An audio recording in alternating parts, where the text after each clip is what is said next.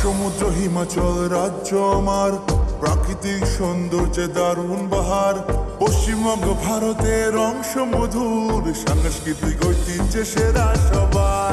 10 কোটি মানুষের আবাস ভূমি, প্রায় 89,000 বর্গ কিমি। উত্তর দক্ষিণ পূর্ব পশ্চিম চারিদিকে নানান বৈচিত্র্যে ভরা বঙ্গভূমি। কৃষি প্রধান রাজ্য আমার, পৃথিবীর সেরা চাই